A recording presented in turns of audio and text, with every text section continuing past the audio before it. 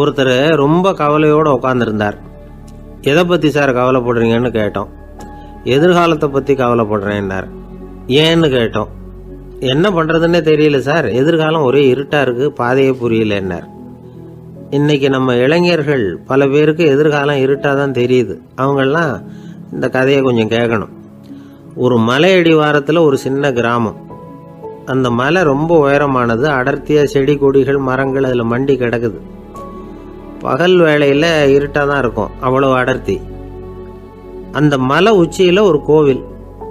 நாள் ராத்திரியே புறப்பட்டாதான் காலையில் அந்த கோவிலுக்கு போய் சேர முடியும். கிராமத்து இளைஞன் ஒருத்தன் அந்த மலை உச்சிக்கு போக வேண்டியிருந்தது. கையில் ஒரு விளக்கை எடுத்துக்கிட்டு நாள் ராத்திரியே புறப்பட்டான். புறப்பட்டு போனவன் கிராமத்து எல்லையிலேயே நின்றுட்டான். ஏன் தெரியுமா? அவன் கையில் இருந்த விளக்கோட வெளிச்சம் 10 அடி தூரத்துக்கு தான் தெரியுது. அது வரைக்கும் தான் பாதை தெளிவாக இருக்குது. அதுக்கு அப்பால எல்லாம் ஒரே இருட்டாக இருக்குது, பாதை புரியல.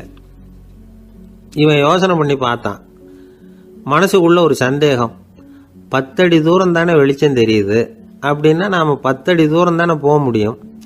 அதுக்கும் அந்தாண்ட ஒரே இருட்டாக இருக்குதே, அதில் எப்படி நாம் நடந்து போகிறது? நாம் ரொம்ப தூரம் நடந்து போய் ஆகணுமே.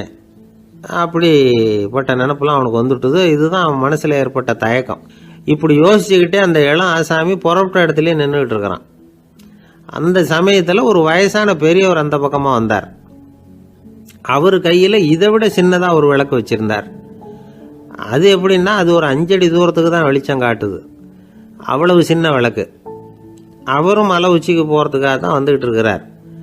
அவரை பார்த்து இவன் கேட்டான், என்ன பெரியவரே, இவ்வளவு சின்ன விளக்க வச்சுக்கிட்டு அவ்வளவு தூரத்துக்கு எப்படி மலையேற போறீங்க அப்படின்னு கேட்டான். நீ ஏன் இப்படி தயங்கிட்டே நிற்கிறேன்னு கேட்டார் பெரியவர்.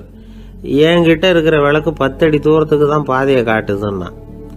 இப்போ பெரியவர் சொன்னார், தம்பி, உன் கையில் இருக்கிற விளக்கு கொடுக்குற வெளிச்சத்தை வச்சு நீ முதல்ல 10 அடி தூரம் முன்னாடி போ. 10வது அடியில் போய் நின்றுக்கிட்டு பாரு. மறுபடியும் ஒரு 10 அடி தூரத்துக்கு பாதை தெரியும். இப்படி உன் கையில் இருக்கிற விளக்கு தொடர்ந்து வெளிச்சம் காட்டிக்கிட்டே இருக்கும். நீ முன்னேற முன்னேற அந்த வெளிச்சமும் முன்னேறும். அதனால் எத்தனை கிலோமீட்டர் தூரம் வேணும்னாலும் நீ இந்த 10 அடி தூரம் வெளிச்சத்தை வச்சுக்கிட்டே நீ போயிடலாம், புறப்படு அப்படின்னார். இப்போதான் அந்த பெரியவர் சொன்னது இளைஞனுக்கு பளிச்சுன்னு புரிஞ்சுதான். உடனே உற்சாகமாக புறப்பட்டான், உச்சிக்கு போய் சேர்ந்தான். இந்த கதையிலேருந்து நாம் புரிஞ்சிக்க வேண்டியது என்ன தெரியுமா? நீண்ட கால திட்டம் ஒன்று போடும் பொழுது நமக்கு முன்னாடி இருக்கிறத மறந்துட்டு மனசை போட்டு குழப்பிக்க கூடாது. உங்கள் கையில் என்ன இருக்கோ அதுலேயே உங்கள் எதிர்காலம் மறைஞ்சிருக்குது. கண் முன்னாடி தெரியறத வச்சு ஆரம்பிங்க, போக போக வழி தானா புலப்படும் அப்படிங்கிறார் ஒரு பெரியவர். பெரிய பயணங்களையெல்லாம் இப்படி தான் நடத்த வேண்டியிருக்கும். ஒவ்வொரு அடியாக எடுத்து வச்சா ஓடி போய் சேர்ந்து விடலாம். மலைச்சி போய் நின்றுட்டா நின்றுக்கிட்டே இருக்க வேண்டியது தான். நம்ம ஆள்லாம் ரொம்ப மோசமான இருக்கிறாங்க. ஒருத்தன் அப்படி தான் நீண்ட தூர பிரயாணம் ஒன்று புறப்பட்டான். ரயில் போய்கிட்டே இருந்தது. கொஞ்சம் தூரம் போச்சு, பாதி வழியில் கையில் வச்சுருந்த டிக்கெட்டை காற்றுல விட்டுட்டான். ஐயோ, என் டிக்கெட்டு போயிட்டுதே அப்படின்னு கத்த ஆரம்பிச்சுட்டான். பக்கத்தில் இருந்த பெரியவர் அவனை பார்த்து பரிதாபப்பட்டு, கவலைப்படாத தம்பி, போனால் போகுது, வேற டிக்கெட் வாங்கிக்கலாம் அப்படின்னு ஆறுதல் சொன்னார். அதுக்கு அவன் சொல்கிறான், சார், நான் அதுக்காக அழலை, அந்த டிக்கெட்டு கிடைச்சாதானே நான் எந்த ஊருக்கு போகணுங்கிறது எனக்கு தெரியும் அப்படிங்கிறான். ஒரு தெருவில் சில சிறுவர்கள் விளையாடிக்கிட்டு இருந்தாங்க. ஏதோ ஒரு உயரமான கல்லை நடுத்தெருவில் வச்சு அதை சுற்றி சுற்றி ஓடி வந்துக்கிட்டு இருக்கிறாங்க. அது என்ன விளையாட்டோ அவங்களுக்கு தான் தெரியும். கொஞ்ச நேரம் அப்படி விளையாடிக்கிட்டு இருந்தவங்க விளையாடி முடிச்சதும் அந்த கல்லை நடுத்தெருவில் அப்படியே விட்டுட்டு அவங்கவுங்க வீட்டுக்கு ஓடி போட்டாங்க. அதுக்கப்புறம் அந்த வழியாக 2 பெண்கள் பேசிக்கிட்டே வந்தாங்க. பேச்சு சுவாரஸ்யத்தில் நடுத்தெருவில் இருந்த அந்த கல்லை கவனிக்கலை. காலில் இடிச்சுட்டுது, லேசாக ரத்தம் வந்துட்டுது, வலி தாங்கலை. காலில் இடிச்சுக்கிட்ட பொண்ணு திட்ட ஆரம்பிச்சுட்டுது. வர வர ஊர் உலகம் ரொம்ப கெட்டு போச்சு, யாருக்கும் பொறுப்பே கிடையாது பாரு, இப்படி நடுத்தருவில் பொறுப்பு இல்லாமல் இப்படி கல்லை போட்டு வச்சுருக்கிறாங்களே, இது நியாயமா அப்படின்னு சொல்லி இந்த சமூகத்தை கடுமையாக விமர்சனம் பண்ணிக்கிட்டு அவங்க போயிட்டாங்க. கொஞ்ச நேரம் கழித்து ஒரு வாலிபன் அந்த வழியாக வந்தான். அந்த கல்லை பார்த்தான், நின்னான், ஒரு நிமிஷம் யோசனை பண்ணான், என்ன பண்ணலாம்னு பார்த்தான். தன்னுடைய வீரத்தையும் பலத்தையும் காட்டணும்னு நினச்சான். பின்னாடி போனான். அப்புறம் வேகமாக ஓடி வந்து ஒரு சின்ன ஹை ஜம்ப் அப்படியே துள்ளி குதிச்சான். துள்ளி குதித்து தாண்டி அந்த பக்கமாக போய் விழுந்தான். அப்படியே விசில் அடிச்சுக்கிட்டு அவன் பாட்டுக்கு நடந்து போகிறான். அடுத்தபடியாக ஒரு காதல் ஜோடி அந்த வழியாக வந்தது. நடுத்தெருவில் கல் கண்ணில் பட்டது. அவங்க 2 பேரும் ரொம்ப நெருக்கமாக சேர்ந்து வந்துக்கிட்டு இருக்கிறாங்க. நடுவில் கல் இருக்கிறதுனால கொஞ்ச நேரம் 2 பேரும் விலகி மறுபடியும் இந்த பக்கம் வந்து சேர்ந்து போகணும். கொஞ்ச நேரம் நாம் பிரிய வேண்டி இருக்குதே அப்படின்னு வருத்தத்தோட முணுமுணுத்துக்கிட்டே இந்த பக்கம் வந்தாங்க. அதுக்கப்புறம் வழக்கம் போல் சேர்ந்து அவங்க பாட்டுக்கு எதிர்காலத்தை பற்றி கற்பனை பண்ணிக்கிட்டே போயிட்டாங்க. கடைசியாக அந்த வழியாக பார்வை இல்லாத ஒருத்தர் வந்துக்கிட்டு இருக்கார். அவர் கையில் வழக்கமாக வச்சிருக்கிற அந்த ஊன்றுகோல், கையில் இருக்கிற அந்த ஊன்றுகோலால் தனக்கு முன்னாடி அப்படியும் எப்படியும் அப்படியே தட்டிக்கிட்டு பார்த்துக்கிட்டே அவர் மெதுவாக நடந்து வந்துக்கிட்டு இருக்கிறார். வழியில் இருக்கிற அந்த கல் தட்டுப்பட்டுது. உடனே நடுத்தெருவில் ஒரு கல் இருக்குங்கிறத அவர் புரிஞ்சுக்கிட்டார். உடனே குனிஞ்சார், அந்த கல்லை தடவி பார்த்து எடுத்தார், தெரு ஓரமாக கொண்டுட்டு போய் போட்டார். அதுக்கப்புறம் அவர் பாட்டுக்கு அவர் வழியில் நடந்து போனார். இப்போது இதில் பல பேர் வந்தாங்க போனாங்க. இவங்களில் பார்வை உள்ளவங்க யார், பார்வை இல்லாதவங்க யார்? இப்படி ஒரு கேள்வி கேட்டால் என்ன பதில் சொல்ல முடியும்? கொஞ்சம் யோசிச்சு பார்த்தா இன்னைக்கு பல பேர் இப்படி தான் இருந்துகிட்டு இருக்கிறோம். ஒரு ஆள் பார்க்கறதுக்கு பெரிய மனுஷன் மாதிரி இருக்கார். ஒரு தெரு வழியாக நடந்து வந்துகிட்டு இருந்தார். இருட்டு நேரம். வழியில் ஒரு பெரிய கல் கிடந்தது, கருங்கல். பார்த்தார், கொஞ்ச நேரம் யோசிச்சார். போய் தூக்கி பார்த்தா ரொம்ப கனமாக இருந்தது. இன்னொரு ஆள் சேர்ந்தாதான் தூக்க முடியும். இவர் உடனே ரோட்டோரமாக போய் ஒரு மரத்தடியில் உட்காந்துக்கிட்டார். 2 பக்கமும் பார்த்துக்கிட்டே இருக்கார், யாராவது வர்றாங்களான்னு. கொஞ்ச நேரத்தில் ஒருத்தர் வந்தார், இவருக்கு தெரிஞ்சவர். என்னங்க இந்த நேரத்தில் இங்கே உட்காந்துருக்குறீங்கன்னு கேட்டார் அவர். அதோ அந்த கருங்கல் அப்படின்னு சுட்டி காட்டினார். ஓ, அதை தூக்கி ஓரமாக போடணுமா? வாங்க 2 பேரும் தூக்கலான்னார் வந்தவர். நான் அதுக்காக உட்காந்துருக்கலேன்னார் இவர். பின்ன வேற எதுக்காகன்னார் அவர். ஒரு மனுஷன் கருங்கல்லில் காலை இடிச்சுக்கிட்டான்னா எப்படி துள்ளுவான்னு பார்க்கணுங்கிறது எனக்கு ரொம்ப நாளாக ஒரு ஆசை. அதுக்காக தான் உட்காந்துருக்கிறேன் அப்படின்னாராம். ஒரு நாள் ஒரு தகப்பனார் தன்னுடைய பிள்ளைய அழைச்சிக்கிட்டு வந்தார். சார், இவன் சரியாக படிக்க மாட்டேங்கிறான், பெரியவங்களை மதிக்க மாட்டேங்கிறான். நீங்கள் கொஞ்ச நாள் இவனுக்கு குருவாக இருந்து நல்ல விஷயங்களை சொல்லி கொடுத்தா தேவையில்லைன்னார். பெரியவங்களையும் மதிக்காதவன் எப்படி என்ன மதிக்க போகிறான் அப்படிங்கிறது நமக்கு யோசனை வரும் இல்லையா? வேணாங்க, என்னை விட்டுருங்க அப்படின்னோம். அவர் விட மாட்டேன்னு விட்டார். இல்லைன்னா அவரே சிஷ்யன் ஆகிடுவார் போல இருந்தது. சரி, வேற வழி இல்லாமல் அந்த பையனையே என்னுடைய சீடை நான் ஏற்றுக்கிட்டு உபதேசம்லாம் பண்ண ஆரம்பித்தோம். அதாவது குரு பக்தின்னா அது எப்படி இருக்கணுங்கிறத பற்றி சொல்லி கொடுத்தோம் அவனுக்கு. சதமகர் அப்படின்னு ஒரு குரு இருந்தார். அவருக்கு ஒரு சீடர். அவன் பேர் துளசி சைதன்யன், நைஷ்டிக பிரம்மச்சாரி. தன்னுடைய குருவுக்கு எந்த நேரத்தில் எது தேவைங்கிறத புரிஞ்சுக்கிட்டு சேவை செய்கிறவன். ஆனால் இவனை பற்றி மற்ற சீடர்களுக்கு பொறாமை வந்துட்டுது. இவன் மட்டும் இப்படி இருக்கானேன்னு உடனே குரு கிட்ட போய் கோல் மூட்டினாங்க. அவன் சரியில்லை, அவன் நடந்துக்கிறது சரியில்லை, அப்படி இப்படின்னு எதையாவது சொல்லி. இருந்தாலும் இதையெல்லாம் அந்த குரு நம்பலை. அவருக்கு தெரியும் யார் யார் எப்படின்னு. துளசி சைதன்யன் பெருமையை மற்ற சீடர்களுக்கு உணர்த்தணும் அப்படின்னு நினைச்சார். அதுக்கு ஒரு வழி பண்ணார். ஒரு நாள் சீடர்களை எல்லாம் கூப்பிட்டுக்கிட்டு ஒரு காட்டு வழியாக போய்கிட்டு இருந்தார். அங்கே ஒரு பெரிய மலை அருவி கொட்டிக்கிட்டு இருந்தது. குரு சீடர்கள் பக்கம் திரும்பினார். இந்த மலையின் மேலே இருந்து அந்த படுபாதாளத்தில் குதிக்கிறதுக்கு உங்களில் யார் தயார் அப்படின்னு கேட்டார். ஒரு சீடனும் வாயை திறக்கலை, ஒதுங்கி நின்றுக்கிட்டாங்க. பின்னாடி மூட்டை முடிச்சோடு வந்துக்கிட்டு இருந்தான் துளசி சைதன்யன். அவனை பார்த்தார். தப்பாருப்பா, நீ மேலே இருந்து அந்த அருவியில் குதி அப்படின்னார். அப்படியே செய்கிறேன் சுவாமின்னா ஓடி போய் பொத்துன்னு குதிச்சுட்டான். அடுத்த கணமே குருநாதர் தன்னுடைய யோக சக்தியால் பறந்து போய் அவன் கீழே விழுந்துடாமல் தாங்கி பிடிச்சி கொண்டுகிட்டு வந்துட்டார். மற்ற சீடர்களுக்கெல்லாம் ஒரு மாதிரி ஆயிட்டுது. அடுத்தபடியாக என்ன பண்ணலாம்னு யோசிச்சாங்க இவனை மாட்டி விடுறதுக்கு. ஒரு நாள் வெத்தலை அடிக்கிற ஒரு சின்ன உரலையும் உலக்கையையும் எடுத்து ஒளிய வச்சுட்டாங்க. சதமகர் சன்னியாசி இல்லை, அவர் வெத்தலை போடுவார். பல்லு சரியில்லை, அதனால் இடித்து தான் வெத்தலையை போடணும். திடீர்னு வெத்தலை பாக்கு கேட்டார். வழக்கமாக உரலில் இடித்து தர்றது தான் துளசியின் பழக்கம். உரலை தேடினா கிடைக்கல, என்ன பண்ணுறது? குரு கேட்டுவிட்டாரே, குரு சேவை தானே முக்கியம். என்ன பண்ணால் வெத்தலை பாக்க தன்னுடைய வாயில் போட்டு முன்னும் அதை எடுத்து அவர்கிட்ட கொடுத்துட்டான். குரு எதையோ படிச்சுக்கிட்டே அதை வாங்கி வாயில் போட்டுக்கிட்டார். துளசி இன்னைக்கு தாம்பூலம் நல்லா இடிக்கப்பட்டிருக்கு, ருசியாக வேற இருக்குது, அதை இடித்த பாத்திரத்தை என் கண்ணால் பார்க்கணும்னு ஆசையாக இருக்குன்னு விட்டார். அதை மட்டும் அனுப்பி போய் நீ வர வேண்டான்னு வேற சொல்லிவிட்டார்.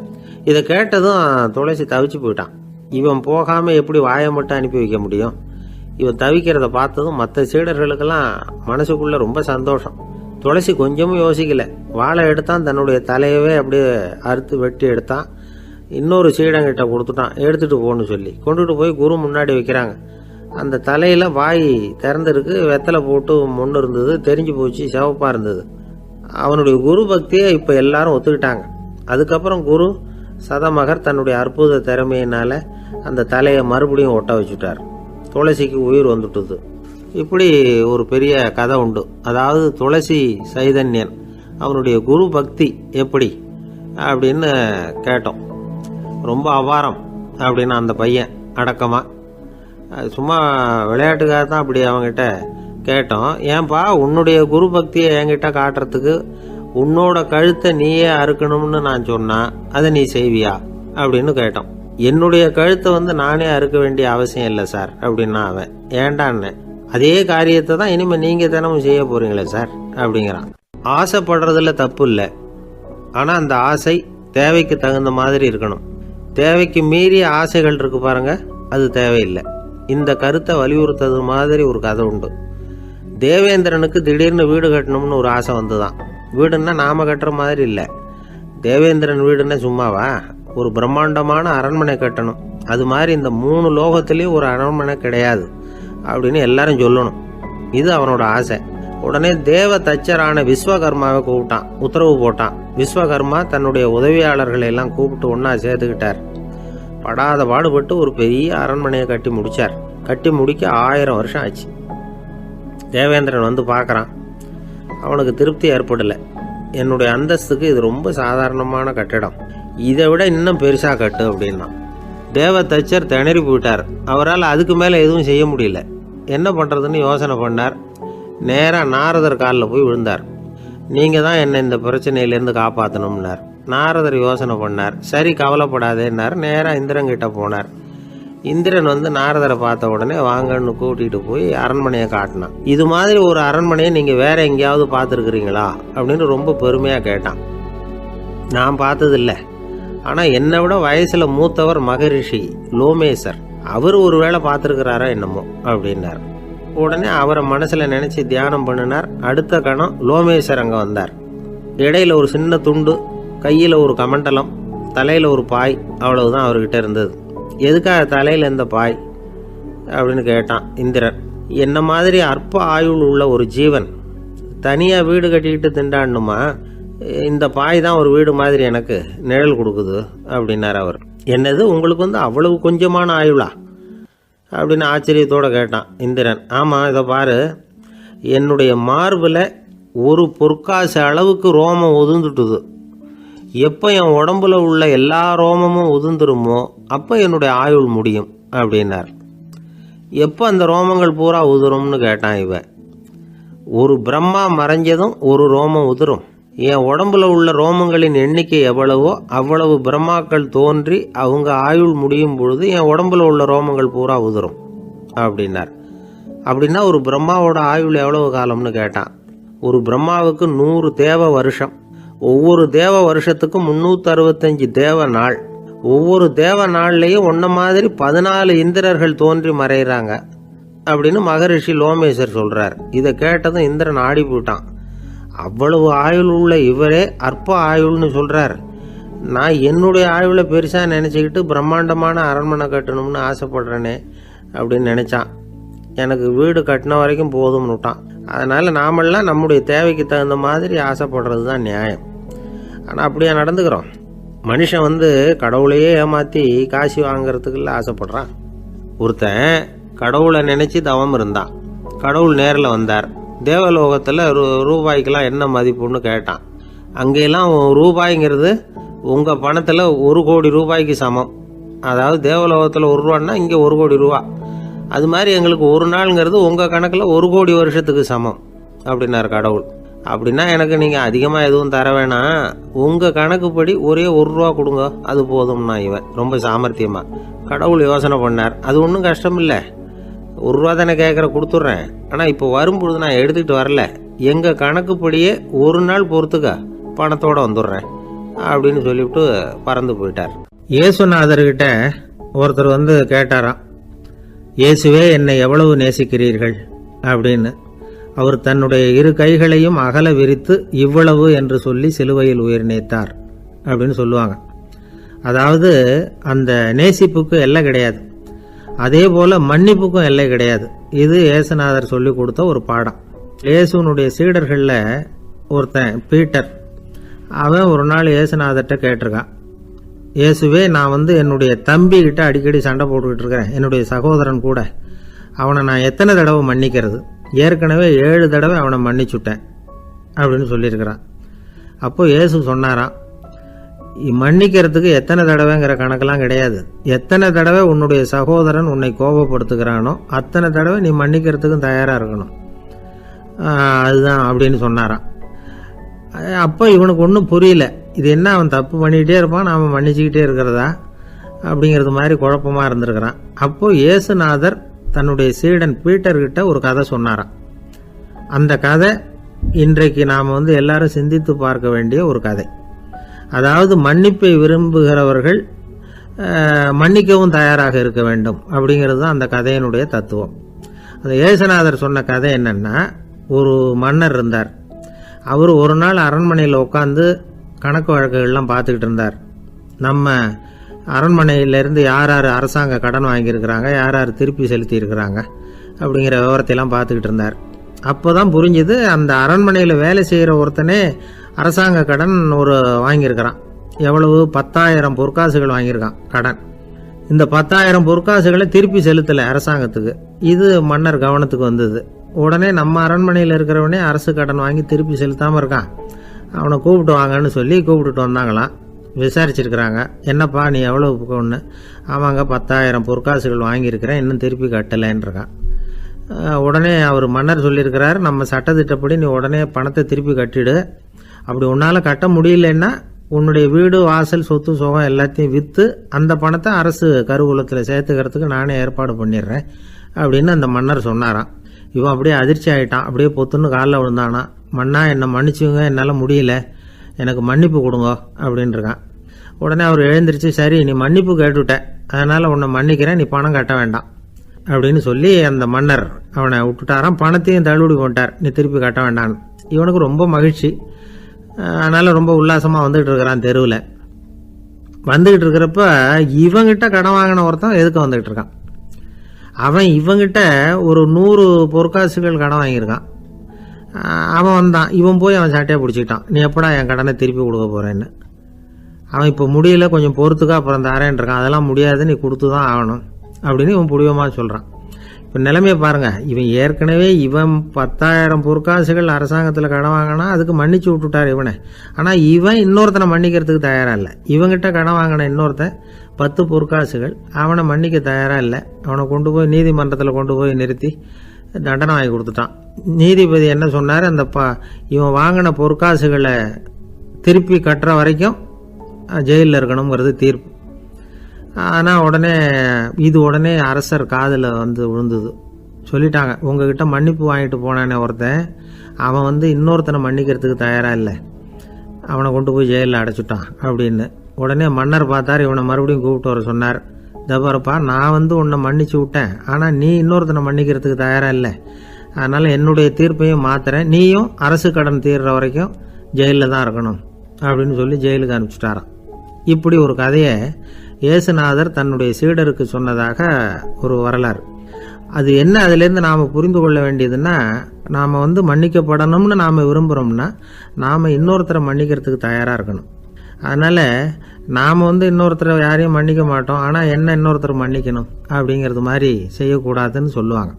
அது மாதிரி நாம் இப்போ இது தப்பாக புரிஞ்சுக்கிறவங்களும் இருக்கிறாங்க. பாவம் மன்னிப்புங்கிறதெல்லாம் எதுக்குன்னா, அதாவது மறுபடியும் பாவம் செய்யாமல் இருக்கிறதுக்காக தான். அதான் மன்னிக்கிறாரே அப்படிங்கிறதுக்காக மறுபடியும் பாவம் பண்ணிகிட்டு இருக்கிறது இல்லை. அதான் ஒருத்தர் கேட்டாராம், பாவத்திலேருந்து மன்னிப்பு கிடைக்கணும்னா நீ என்ன செய்யணும் அப்படின்னு கேட்டிருக்கார். அது அவன் சொல்லியிருக்கிறான், நான் முதல்ல பாவம் செய்யணும், அப்போ தானே மன்னிப்பு கிடைக்கும் அப்படின்னு நானா. இப்படிப்பட்டவர்கள் தான் இன்றைக்கி உலகத்தில் அதிகமாக இருக்கிறாங்க. அதனால் இந்த மன்னிப்பின் மகத்துவங்கிறது இயேசுநாதர்கிட்டேருந்து தான் நாம் புரிஞ்சுக்கணும். அந்த இயேசு சொன்ன அந்த மன்னிக்கிற மனோபாவம் இருந்தால் இன்றைக்கி உலகம் பூராவும் அமைதி பூங்காவாக இருக்கும். அதில் ஒன்றும் ஆச்சரியமே இல்லை, அதில் ஒன்றும் சந்தேகமும் இல்லை. அதனால் மன்னிக்கிற மனோபாவத்தை நாம் எல்லாரும் நமக்குள்ளே வளர்த்து கொள்ள வேண்டும் அப்படிங்கிறது தான் நாம் இன்றைக்கு எல்லோரும் சிந்தித்து பார்க்க வேண்டிய ஒரு செய்தி. என்ன சார், உங்கள் பையன் என்ன செஞ்சுக்கிட்டு இருக்கிறான் இப்போ அப்படின்னு கேட்டார் ஒருத்தர். அடிக்கடி கண்ணாடி முன்னாடி நின்று அழகு பார்த்துக்கிட்டு இருக்கிறான் சார் அப்படின்னாரு அப்பா. இளம் பருவம் இப்படி தான் இருக்கும், அதையெல்லாம் சாதாரணமாக நினச்சிடாதீங்க அப்படின்னாரு அவர். என்ன சார் சொல்கிறீங்க, கண்ணாடி முன்னாடி நின்றுக்கிட்டு நேரத்தை வீணாக்கிக்கிட்டு இருக்கான், அதை ஒரு பெரிய விஷயமா நான் நினைக்கணுமா அப்படின்னாரு இவர். இளம் பருவத்தில் இளைஞர்களுக்கும் சின்ன பொண்ணுங்களுக்கும் அடிக்கடி கண்ணாடியில் பார்க்கணும்னு தோணும். அது வெறுமனே அழகு பார்க்கறது மட்டும் இல்லை, அவங்க தங்களையே தேடி கண்டுபிடிக்கிற ஒரு முயற்சி அது. இது ஒரு மனோதத்துவ விளைவு. இது வரைக்கும் சின்ன பிள்ளையா இருந்துட்டோம், இனிமேல் நாமளும் மற்றவங்க மாதிரி மனிதர்கள் தான் அப்படிங்கிற உணர்வு அவங்களுக்கு வருது. தங்களோட முகம் எப்படி இருக்குது, அழகு எப்படி இருக்குது, உடம்பு நேரம் எப்படி இருக்குது, முடி எப்படி இருக்குது அப்படிங்கிறதையெல்லாம் கண்டுபிடிக்கிறாங்க. அதுக்கப்புறம் இன்னொரு ஆணோ பொண்ணோ தன்னை கவனிக்கணும் அப்படின்னு நினைக்கிறாங்க. இதெல்லாம் மனோதத்துவ உண்மைகள், இதெல்லாம் இயற்கை. இதை பார்த்துட்டு பெற்றவங்க பிள்ளைங்க கெட்டு போட்டாங்க அப்படின்னு நினைக்கக்கூடாது, அவங்கள திட்டிக்கிட்டே இருக்கக்கூடாது. இன்னைக்கு பல குடும்பங்களில் இதுதான் நடந்துகிட்டு இருக்குது. மனுஷ வாழ்க்கையிலேயே இப்படியும் இல்லாத அப்படியும் இல்லாத ஒரு பருவம் இளம் பருவம். 13லேருந்து 19 வயசுக்கு உட்பட்ட ஆண்கள் பெண்கள் இந்த வகையை சேர்ந்தவங்க, டீனேஜ் குரூப்.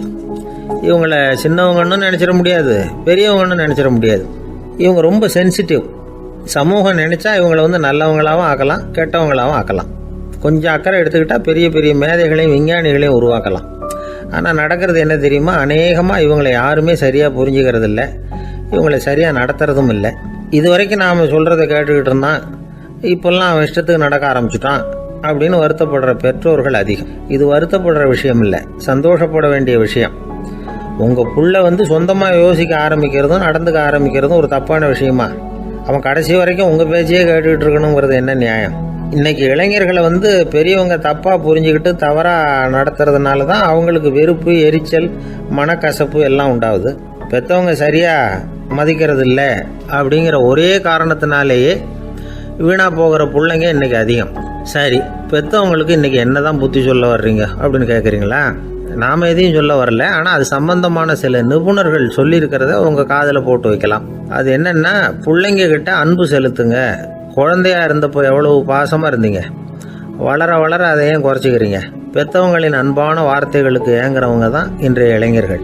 அவங்க எதை சொன்னாலும் அதை அக்கறையாக காது கொடுத்து கேளுங்க, அலட்சியப்படுத்தாதீங்க. அவங்க விரும்புறது உங்ககிட்ட இருந்து ஒரு மதிப்பு, மரியாதை, அங்கீகாரம், இவ்வளவுதான். அவங்க அவங்களாவே முடிவுகள் எடுக்கட்டும், அதுக்கு நீங்கள் உதவியாக இருங்க, அது போதும். மற்றவங்க முன்னாடி, முக்கியமாக அவங்க நண்பர்கள் முன்னாடி அவங்கள பற்றி மட்டமாக பேசாதீங்க. அவங்கக்கிட்ட பொய் சொல்லக்கூடாது. நீங்கள் சொன்னது பொய்ன்னு தெரிஞ்சு போச்சுன்னா உங்கள் பேரில் அவங்களுக்கு இருக்கிற மதிப்பு போயிடும், நம்பிக்கை போயிடும். அவங்களுக்கு முன்னாடி நீங்கள் சண்டை போடக்கூடாது. உங்கள் பிள்ளைய எப்பவும் இன்னொரு பிள்ளையோட ஒப்பிட்டு பேசுகிற வேலையே வேணாம். கூட பிறந்த மற்றவங்களோட கூட ஒப்பிடக்கூடாது. இப்படி செஞ்சால் அவன் உங்ககிட்டையும் பிரியமாக இருக்க மாட்டான், அவங்ககிட்டையும் பிரியமாக இருக்க மாட்டான். புள்ள எங்கே போகிறான், என்ன பண்ணுறான் அப்படின்னுலாம் துப்பறிஞ்சிக்கிட்டு இருக்கக்கூடாது. இளைஞர்கள் தனிமையை விரும்புகிறவங்க. அவங்கள பெட்டியில் வச்சு மூடி பாதுகாக்கணும்னு நினைக்கக்கூடாது. அவங்கள எப்படி பாதுகாக்கிறது அப்படிங்கிறது அவங்களுக்கே தெரியும். உங்கள் புள்ள எப்படி நடந்துக்கணும்னு நீங்கள் எதிர்பார்க்குறீங்களோ அது மாதிரி நீங்கள் நடந்து காட்டுங்க, அது போதும். ஒரு வீட்டில் அப்பாவும் அம்மாவும் பேசிக்கிட்டு இருக்கிறாங்க. என்னங்க, நம்ம பொண்ணு பெரியவளாயிட்டா, அடிக்கடி கண்ணாடி முன்னாடி போய் நின்றுக்கிட்டு இருக்கிறா, சீக்கிரமாக ஒரு பையனை பார்த்து கல்யாணத்தை முடிக்காமல் இப்படி மசன்னு கல் மாதிரி உட்காந்துருக்குறீங்களே அப்படின்னு சத்தம் போட்டாங்க அந்த அம்மா. அவசரப்படாத, பார்க்கறதுக்கு கண்ணுக்கு அழகாக லட்சணமாக புத்திசாலியாக ஒரு பையன் கிடைக்க வேணாமா, அதுதான் பார்த்துக்கிட்டு இருக்கிறேன் அப்படின்னார் அப்பா. இதுக்கு அந்த அம்மா சொல்கிறாங்க, எங்கள் அப்பா இப்படியெல்லாம் நினச்சிக்கிட்டு இருந்திருந்தா எனக்கு கல்யாணமே ஆயிருக்காது தெரியுமா அப்படின்னாங்களாம். ஒரு வயசான அம்மா தெரு வழியாக போயிட்டு இருந்தாங்க. அவங்க கையில் எண்ணத்தையோ வச்சுக்கிட்டு அதை அடிக்கடி பார்த்துக்கிட்டே இருந்தாங்க. ஒருத்தன் மெதுவாக அவங்கக்கிட்ட போய் கையில் இருக்கிறது என்ன அப்படின்னு எட்டி பார்த்தா அவங்க கையில் 4 பல் இருந்துதான். இவன் ஆச்சரியமாக அந்த அம்மாவை பார்த்தான். ஏம்மா, உனக்கு என்ன பைத்தியமா, ஏது இந்த பல், இதை என்னத்துக்காக கையில் வச்சுக்கிட்டு அலைஞ்சிக்கிட்டு இருக்கிற அப்படின்னு கேட்டிருக்கான். அதுக்கு அந்த அம்மா விவரம் சொல்ல ஆரம்பித்தாங்களாம். இதை பாருப்பா, எனக்கு ஒரு மகன் இருந்தான், அவனை ரொம்ப செல்லமாக வளர்த்தேன். அவனை தரையிலேயே நடக்க விடுறதில்ல, எப்பவும் தூக்கி வச்சுக்கிட்டு இருப்பேன். அவன் நல்லா பெரியவனாகி பள்ளிக்கூடம் போகிறப்ப கூட அவன் புஸ்தக மூட்டையை நான் தான் சுமந்துக்கிட்டு போவேன். பார்க்குறவங்க கூட கேலி பண்ணுவாங்க, ஏம்மா படிக்க போகிறது நீயா உன் பிள்ளையான்னு கேட்பாங்க. அவன் இன்னைக்கு எவ்வளவோ பெரிய மனுஷன் ஆகிட்டான், வெளிநாட்டில் பெரிய உத்தியோகத்தில் இருக்கான். சமீபத்தில் இங்கே வந்துட்டு போனான். ஒரு நாள் ஏதோ கோபத்தில் என்ன அரைஞ்சுட்டான். அப்போ இந்த 4 பல்லும் கீழே விழுந்துட்டுது. இன்னமும் கூட விழுந்திருக்கும், ஆனால் பல்லு தான் இல்லை. என் புள்ள அரைஞ்சதுனால விழுந்த பல்லு இல்லையா அது, அதனால் இதை எப்பவும் என் கையிலேயே வச்சுக்கிட்டு ஆசையோடு பார்த்துக்கிட்டு இருக்கிறேன். அவன் தான் வெளிநாட்டுக்கு போட்டான், அவனை பார்க்க முடியாத ஏக்கத்தை நான் இந்த பல்லை பார்த்து போக்கிக்கிறேன் அப்படின்னு நாங்களாம் அந்த அம்மா. இந்த கதை எதுக்காகன்னா, தாய் அன்பு அப்படிங்கிறது எப்படிப்பட்டதுங்கிறத புரிஞ்சுக்கிறதுக்காக. கல்யாணம் ஆனதுக்கு அப்புறம் தாயை மறந்து விடுறவங்க எத்தனை பேர் இந்த உலகத்தில்? அவங்க காதில் வேணுங்கிறதுக்காக தான் இந்த தகவல். ஆனால் ஒரு விஷயம் மட்டும் நல்லா புரிஞ்சுக்கணும், தாயை மதிக்க தெரிஞ்சவங்க தான் இன்றைக்கி வாழ்க்கையில் எல்லா விதத்துலேயும் முன்னுக்கு வந்திருக்கிறாங்க. வேணும்னா விசாரித்து பார்த்துங்க. இன்னொரு அம்மா இருந்தாங்க. அவங்க தினமும் ஒரு கோயிலுக்கு வருவாங்க. சாமியை பார்த்து, கடவுளே நான் இறந்து போனால் நரகத்துக்கு போகணும் அப்படின்னு வேண்டிக்குவாங்களாம். எல்லோரும் சொர்க்கத்துக்கு போகணும்னு தானே கடவுள்கிட்ட வேண்டிக்குவாங்க. இந்த அம்மா தினம் நான் நரகத்துக்கு போகணும் அப்படின்னு வேண்டிக்கிறாங்க. அங்கேருந்து அர்ச்சகருக்கு இது சந்தேகம். ஒரு நாள் அதை நேரடியாகவே அவங்கக்கிட்ட கேட்டுவிட்டார். அதுக்கு அந்த அம்மா பதில் சொன்னாங்களாம், ஐயா, எனக்கு கல்யாணம் ஆகி ரொம்ப நாள் வரைக்கும் குழந்தை பாக்கியம் இல்லாமல் இருந்தது. கோயில் குளம் எல்லாம் சுற்றி வந்தேன். ரொம்ப நாள் கழித்து ஒரு குழந்தை பிறந்தது, ஆண் குழந்தை. அவனை நான் ரொம்ப செல்லம் கொடுத்து வளர்த்தேன். அதோட விளைவு என்ன ஆச்சுன்னா, அவன் ரொம்ப மோசமாக ஆகிட்டான். கெட்ட பழக்க வழக்கம்லாம் கற்றுக்கிட்டான். அவன் இறந்து போனால் நிச்சயம் அவனுக்கு நரகம்தான் கிடைக்கும். அந்த அளவுக்கு கெட்டவன் அவன். அப்படிப்பட்ட காரியங்கள்லாம் பண்ணிகிட்ருக்கான், எனக்கு தெரியும். இவனுக்காக நரகத்தில் கூட யாரும் தயவு காட்ட மாட்டாங்க, தாட்சண்யம் காட்ட மாட்டாங்க. அதனால் இவனுக்கு முந்தி நான் இறந்து நரகத்துக்கு போயிட்டா அங்கே இவனை கவனிச்சிக்கலாமே, இவனுக்கு பணியோடு செய்யலாமேன்னு பார்க்குறேன் அப்படின்னு நாங்களாம். அதனால தான் நான் நரகத்துக்கு போகணும்னு தினம் ஆண்டவனை வேண்டிகிட்டு இருக்கிறேன் அப்படின்னு கண்கலங்கி அந்த அம்மா சொன்னாங்களாம். அதுதான் தாய் உள்ளம்ங்கிறது. தாயின் பெருமையை சரியாக உணர்ந்துட்டா அவங்களுக்கு எப்பவும் எந்த கஷ்டமும் வராது. இது ஏதோ உபதேசத்துக்காக சொல்கிற வார்த்தை இல்லை, உண்மையான வார்த்தை. இந்த விவரத்தையெல்லாம் நண்பர் ஒருத்தர்கிட்ட சொல்லிக்கிட்டு இருந்தேன். அவர் கொஞ்ச நாள் கழித்து என்னை தேடி வந்தார். அவர் கையிலேயே 4 பல்லு வச்சுருந்தார். என்னங்க ஆச்சு, ஏதுங்க அந்த பல்லு அப்படின்னு விசாரித்தோம். உங்கள் உபதேசத்தை கேட்டுவிட்டு இந்த உலகத்தில் எல்லாரையும் தாயாக நினைக்க ஆரம்பிச்சிட்டேன். ஒரு அம்மாவை கடத்தரில் பார்த்து தாயேன்னு கூப்பிட்டேன். அவங்க உடனே பலார்னு என்னை அரைஞ்சிட்டாங்க. பல்லு விழுந்துட்டுது. அதை தான் பொறுக்கி எடுத்துக்கிட்டு நேராக உங்களை தேடி வந்துக்கிட்டு இருக்கிறேன்னார். தாயேன்னு தானே கூப்பிட்டீங்க, அதுக்கு ஏன் அரைஞ்சாங்க அப்படின்னு கேட்டோம். நான் தாயேன்னு கூப்பிட்டது அவங்க காதில் நாயேன்னு விழுந்துட்டு தான், அதுதான் அப்படி ஆயிட்டுது அப்படின்னார். ஒரு ஆஃபீஸில் வேலை பார்க்குற ஒருத்தர் ஏதோ தப்பு பண்ணிவிட்டார். உடனே மேல் அதிகாரி அவரை கூப்பிட்டு அனுப்புனார். நீ செஞ்சது தப்புன்னார் கோபமாக. இது ஒரு ரகம். சில அதிகாரிகள் இப்படி நீங்கள் செஞ்சது தப்புன்னு சொல்கிறதில்ல, நீங்கள் செஞ்சது சரி அப்படின்னு சொல்கிறதில்ல. எப்படி சொல்லுவாங்கன்னா, நீங்கள் செஞ்சது சரியில்லைன்னு நான் நினைக்கிறேன் அப்படின்னு சொல்லுவாங்களாம். அதாவது சில பேர் நீங்கள் செஞ்சது தப்புங்கிறாங்க, அதையே மாற்றி சொல்கிறாரு இவர், நீங்கள் செஞ்சது சரியில்லைன்னு நினைக்கிறேன். இது ரெண்டும் அர்த்தம் ஒன்று தான், இருந்தாலும் வார்த்தைகள் வித்தியாசம். நிர்வாக திறமை இல்லாத ஒரு அதிகாரி யூ ஆர் ராங் அப்படின்னு சொல்லுவாராம். நிர்வாக திறமை உள்ள அதிகாரியாக இருந்தால் அதையே கொஞ்சம் மாற்றி I think you are not correct அப்படிம்பாராம். இதுதான் வித்தியாசம். இருந்தாலும் வார்த்தைகளை உபயோகப்படுத்துகிற விதத்தை வச்சு தான் வேலை நல்லா நடக்கிறதும் நடக்காததும் இருக்குது. விவரம் தெரிஞ்சவங்க என்ன சொல்கிறாங்க தெரியுமா? Be a leader not a boss அப்படிங்கிறாங்க. ஒரு லீடராக பாஸாக இருக்காதே அப்படிங்கிறாங்க. சரி, அப்படின்னா லீடருக்கும் பாஸுக்கும் வித்தியாசம் உண்டா அப்படின்னு கேட்டால் இருக்குன்னு சொல்கிறாங்க. லீடருங்கிறவர் வேறு, பாஸுங்கிறவர் வேறு. ஒரு லீடர் எப்படி நடந்துக்குவார், ஒரு பாஸ் எப்படி நடந்துக்குவார், இதை முதல்ல நாம் தெரிஞ்சுக்கணும். அவங்க எப்படி நடந்துக்குவாங்க அப்படிங்கிறதுக்கு சில விவரங்கள் இருக்குது. அதை கேட்டோம்னா நாம் புரிஞ்சுக்கலாம் அதை. அதாவது பாஸுங்கிறவர் விரட்டிக்கிட்டே இருப்பார், லீடருங்கிறவர் ஊக்கப்படுத்திக்கிட்டே இருப்பார். நாளைக்கு சாயந்தரத்துக்குள்ளே அந்த வேலையை செஞ்சு முடிக்கலைன்னா தொலைச்சி விடுவோம் தொலைச்சி அப்படிம்பார் அவர். இவர் எப்படி சொல்லுவார்னா, இது வரைக்கும் நீங்கள் செஞ்சுருக்கிற வேலை ரொம்ப அற்புதம் அப்படிம்பார்.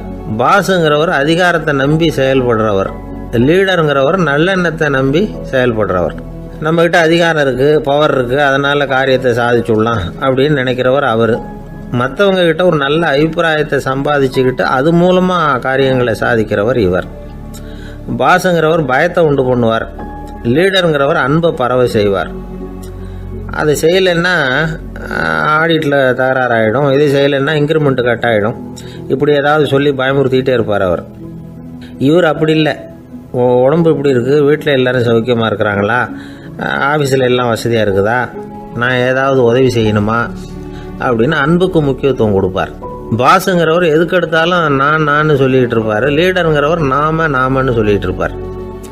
பாஸுங்கிறவர் தப்புக்கு காரணம் யாருன்னு பார்ப்பார். லீடருங்கிறவர் தப்பு என்னன்னு பார்ப்பார். இதுதான் ரெண்டு பேருக்கு வித்தியாசம். The boss shows who is wrong, the leader shows what is wrong அப்படின்னு சொல்லுவாங்க. இந்த காரியம் எப்படி செய்யப்பட்டிருக்கு அப்படின்னு தெரிஞ்சுக்கிறவர் பாஸ். இந்த காரியத்தை எப்படி செய்யணும்னு செஞ்சு காட்டுறவர் லீடர். பாஸுங்கிறவர் பணியாளர்களை திட்டுவார். லீடர் மரியாதைக்குரியவராக நடத்துவார். அதுக்குரியவராக அவர் நடந்துக்குவார். செய்கிற வேலையை ஒரு சுமையாக நினைக்க வைக்கிறவர் பாஸ். செய்கிற வேலையை ஒரு சந்தோஷமாக ஆக்கிறவர் லீடர். ஒரு முதலாளியாக இருக்கிறவர் அல்லது ஒரு நிர்வாகியாக இருக்கிறவர் இது மாதிரியான நுணுக்கங்களை எல்லாம் தெரிஞ்சு வச்சுக்கிறது நல்லது. ஒரு பாஸ் இருக்கார். அவர் ஒரு நாள் ரொம்ப பெருமையாக தன்னோட ஆஃபீஸை பற்றி பேசிக்கிட்டு இருந்தார். எனக்கு கீழே 200 பேர் வேலை செய்கிறாங்க சார். நான் ஒரு கோடு கிழிச்சா அவங்க அதை தாண்டாத அளவுக்கு நான் நடந்துக்கிறேன் சார் அப்படின்னார் அவர். அது எப்படி முடியுது உங்களால் அப்படின்னு கேட்டோம். நான் கோடே கிழிக்கிறது இல்லை சார் அப்படின்னார். ஒருத்தர் மனசில் நிம்மதி இல்லாமல் உட்காந்துருந்தார். என்ன சார் விஷயம் அப்படின்னு விசாரித்தேன். அகலக்கால் வச்சுட்டேன், அதுதான் அவதிப்படுறேன்னார். விவரமாக சொல்லுங்கன்னு. வீடு கட்டணும்னு ஆரம்பித்தேன், வேலை பாதியிலேயே நிற்கிது, கையில் பணம் இல்லை அப்படின்னார். இது மாதிரி ஆசாமிகள் பல பேரை நீங்கள் பார்த்துருக்கலாம். இவங்கெல்லாம் சுலபமாக மன அழுத்தத்துக்கு ஆளாயிடுறாங்க. மன உளைச்சல், அதாவது ஸ்ட்ரெஸ் அப்படின்னு சொல்கிறோமே, அதுக்கு அடிப்படையான சில காரணங்கள் உண்டு. அதாவது மிகையாக திட்டமிடுதல் அப்படிங்கிறதும் ஒரு முக்கியமான காரணம். நடைமுறை சாத்தியம் என்னங்கிறத மனசில் வச்சுக்கிட்டு எந்த திட்டத்தையும் தீட்டணும், அப்போ தான் அது சரியாக வரும். ரெண்டாவது காரணம் என்ன தெரியுமா? ஒரே நேரத்தில் பல்வேறு செயல்களில் ஈடுபடுறது.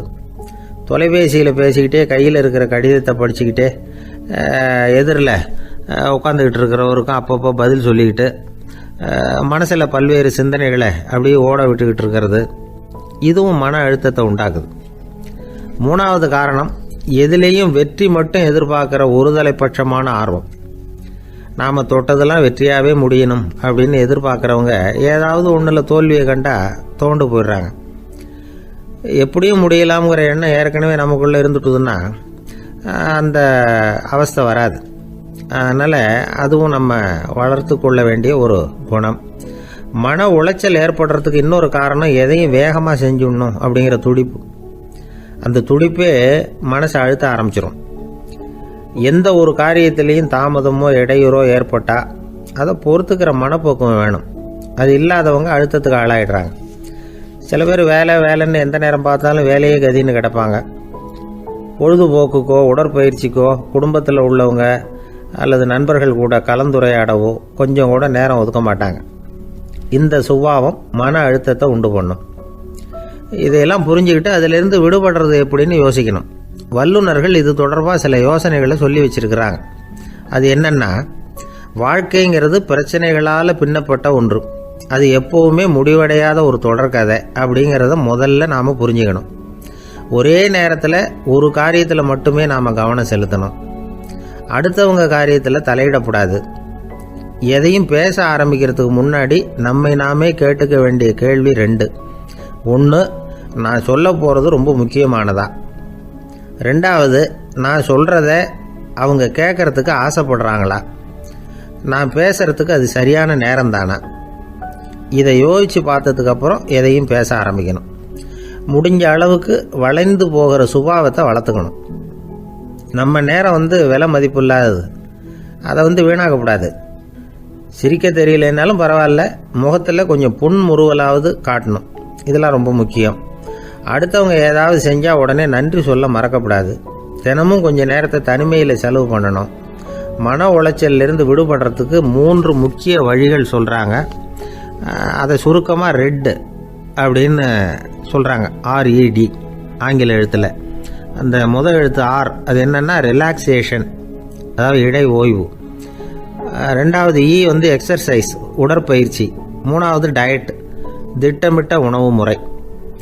அதனால் தியானம், மூச்சு பயிற்சி இதெல்லாம் இந்த இடை ஓய்வுக்கு வழிகள். எந்த வேலையையும் தொடர்ந்து செய்யக்கூடாது. எல்லார்கிட்டையும் கலகலப்பாக பழகணும். மாதத்துக்கு 1 நாளாவது குடும்பத்தோடு வெளியில் போயிட்டு வரணும். சுலபமான உடற்பயிற்சிகளை செய்யலாம்.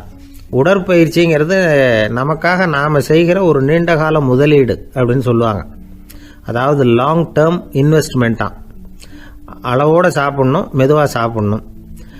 இதெல்லாம் கொஞ்சம் மனசில் வச்சுக்கிட்டு நடந்துக்கிட்டால் மகிழ்ச்சியாக வாழலாம். சில பேர் சாப்பாட்டு விஷயத்தில் ரொம்ப அக்கறை எடுத்துக்கிறது உண்டு. ஒரு குண்டு ஆசாமி சாப்பிட உக்காந்தார். முதல்ல ஒரு மாத்திரை சாப்பிட்டார். எதுக்குன்னு கேட்டோம். பசி எடுக்கிறதுக்குன்னார். சாப்பிட்டு முடித்தார். பிறகு மறுபடியும் ஒரு மாத்திரை சாப்பிட்டார். இது எதுக்குன்னு கேட்டோம்.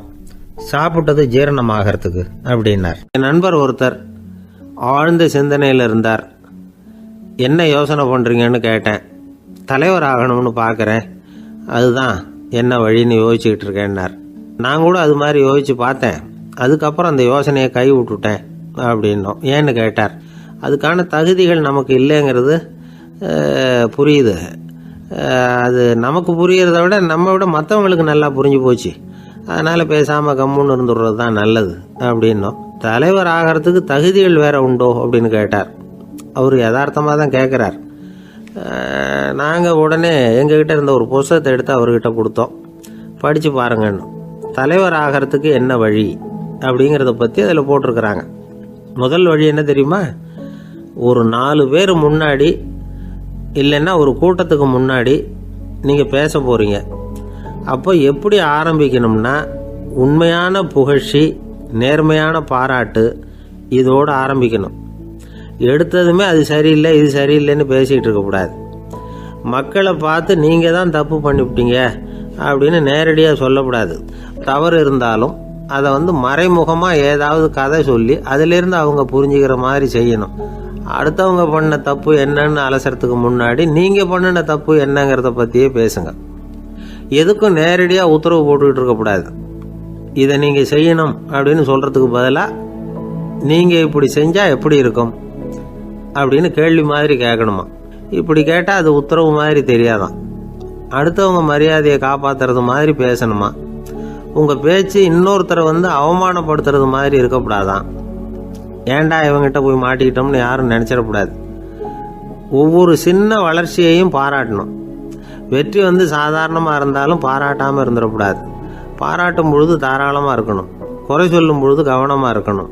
வாய்க்கு வந்தபடி பேசிவிட்டா அதுக்கப்புறம் வகையாக மாட்டிக்கிட்டு முழிக்க வேண்டியிருக்கும். நீங்கள் பேசுகிறது இன்னொருத்தருக்கு ஒரு கௌரவத்தையும் மரியாதையும் உண்டு பண்ணுறது மாதிரி இருக்கணும். நீங்கள் பேசுகிறது அடுத்தவங்களுக்கு இருக்கிற கொஞ்ச நெஞ்ச மரியாதையும் எடுத்து விடுறது மாதிரி இருக்கக்கூடாது. உங்கள் பேச்சை கேட்டால் கேட்குறவங்களுக்கு ஒரு ஊக்கம் வரணும், உற்சாகம் வரணும். தவறு எதுவாக இருந்தாலும் அதை சுலபமாக திருத்திக்கலாம், சரி பண்ணிக்கலாங்கிறது மாதிரி இருக்கணும் உங்கள் பேச்சு. அடுத்தவங்களை சந்தோஷப்படுத்துங்க. உங்கள் யோசனையை கேட்டு நடந்துக்கிறதுனால அந்த சந்தோஷம் அவங்களுக்கு கிடைக்கணும். இந்த தகுதியெல்லாம் உங்ககிட்ட இருந்தால் நீங்கள் ஒரு சிறந்த தலைவராகலாம் அப்படின்னு அந்த புஸ்தகத்தில் போட்டிருக்கு. இந்த காலத்தில் தலைவர் ஆகிறதுக்கு வேறு சில தகுதிகள்லாம் கூட தேவைப்படுது. ஒரு புள்ள தன்னுடைய அப்பா கிட்ட, அப்பா உன்ன மாதிரியே நானும் அரசியலில் சேரணும், தலைவர் ஆகணும்னு ஆசைப்படுறேன், இன்னையிலேருந்து எனக்கு அரசியல் பாடம் கற்றுக் கொடு அப்படின்னு கேட்டிருக்கான். அவரும் சரின்னு சொல்லிவிட்டு ஒரு பெரிய ஏணியை எடுத்துகிட்டு வந்தாரான். ஒரு செவுத்தில் சாத்தினார். இந்த ஏணியில் ஏறி உயர போய் அங்கே பரன் மேலே இருக்கிற ஒரு புத்தகத்தை எடுத்துகிட்டு வாடான் இருக்கார் மகனை பார்த்து. அப்பா ஏணி ரொம்ப உயரமாக இருக்குது, நீ ஜாக்கிரதையாக இதை பிடிச்சிக்கோ, நான் ஏறி போகிறேன் அப்படின்னு நான் பையன். பயப்படாத, நான் பார்த்துக்கிறேன்னார் அப்பா. பையன் ஏணியில் ஏறினா உச்சிக்கு போனதும் அப்பா கையை எடுத்துட்டார். ஏணி அப்படியே சரிஞ்சுட்டுது. பையன் பொத்துன்னு கீழே விழுந்துட்டான். இடுப்பு பிடிச்சிக்கிட்டே எழுந்திரிச்சான். என்னப்பா இது, இப்படி என்னை ஏற விட்டுட்டு கையை விட்டுட்டியே, இப்படி கை விடலாமா அப்படின்னு கத்தியிருக்கான். அப்பா நிதானமாக சொன்னாராம், அவசரப்படாதேப்பா, அரசியலில் இதுதான் முதல் பாடம், பெத்த அப்பனாக இருந்தாலும் அவனை நம்பாதே அப்படின்னு உபதேசம் பண்ண ஆரம்பிச்சாராம். என்னுடைய நீண்டகால நண்பர் ஒருத்தர் வருஷம் தவறாமல் திருநள்ளாறு அப்படிங்கிற திருத்தலத்துக்கு போயிட்டு வர்றது வழக்கம். அங்கே என்ன சார் விசேஷம்னு கேட்கறது உண்டு. என்ன இப்படி கேட்குறீங்க, சனி பகவான் நலன் விருப்பப்படி அங்கே தானே எழுந்தருளி இருக்கிறார், அவரை போய் பார்த்து ஒரு கும்பிடு போட்டுட்டு வந்தா நம்ம பிடிச்சிருக்கிற சனியெல்லாம் விலகும் அப்படிம்பார். சத்தம் போட்டு சொல்லாதீங்க சார், வீட்டில் வேற யார் காதிலையாவது இது விழுந்துற போது அப்படின்னு சொல்கிறது உண்டு வர்றவங்க. இப்போது நான் சொல்கிறதுல உள்ள நியாயத்தை புரிஞ்சுக்கிட்டு அவரும் கொஞ்சம் எச்சரிக்கை உணர்வோடு நமக்கு நன்றி சொல்லுவார்னு வச்சுங்களேன். அதாவது பார்வை மூலமாகவே அந்த நண்பருக்கு ஆன்மீக விஷயங்கள்ல அதிக ஈடுபாடு உண்டு. அப்பப்போ சில புராண கதைகளை எல்லாம் சொல்றது உண்டு. ரொம்ப சுவாரஸ்யமா இருக்கும்.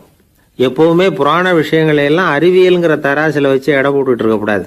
அப்படி பார்த்தா அதெல்லாம் நம்ப முடியாத வெறும் கற்பனைகளா தோணும், மூட நம்பிக்கைகளாகவும் தெரியும். புராணங்களை புராணங்களாவே புரிஞ்சுக்கிறவங்களுக்கு அதெல்லாம் அர்த்தமுள்ள செய்திகளை உள்ளடக்கி இருக்கிறதாக தெரியும். அந்த வகையில தான் இந்த நண்பரும் நிறைய செய்திகளை சொல்றது உண்டு. சனியை போல கொடுக்கிறவனும் இல்லை, சனியை போல கெடுக்கிறவனும் இல்லை அப்படின்னு சோதிடர்கள் சொல்லுவாங்க.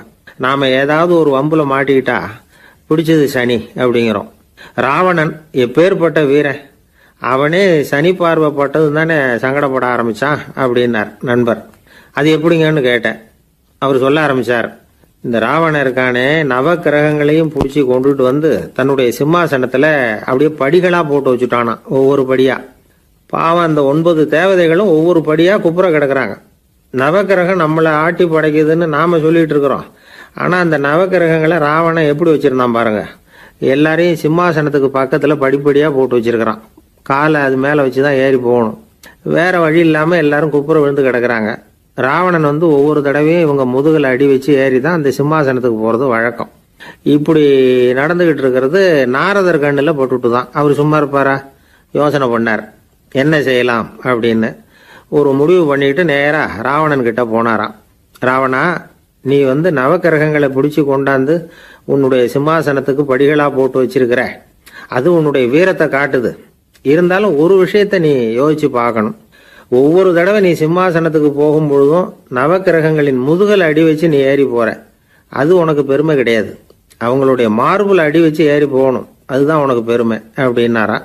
இவர் சொல்றதும் சரிதானே அப்படின்னு யோசிச்சிருக்கான் ராவணன். உடனே குப்புற கிடந்த நவக்கிரகங்களை திருப்பி மல்லாக்க போட்டான். அவங்க மார்புல அடி வச்சு மேலே ஏறி சிம்மாசனத்துக்கு போனானா.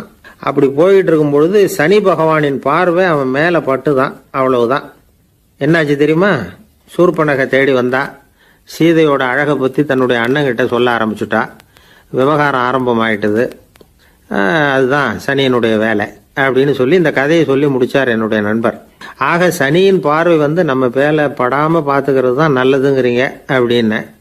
ஆமா சார், இப்ப கூட நான் உங்க வீட்டுக்கு வந்திருக்கிறதே ஒருத்தருடைய பார்வை என் மேல படக்கூடாதுங்கிறதுக்காகத்தான் அப்படின்னார். யாருங்க அதுன்னு என்னுடைய மாமனார் சார். அவசரத்துக்கு அவர்கிட்ட கொஞ்சம் கடன் வாங்கிவிட்டேன். நம்ம மாப்பிள்ளை தானேன்னு சொல்லி அவரு விட்டு கொடுக்கறதுக்கு தயாரா இல்லை.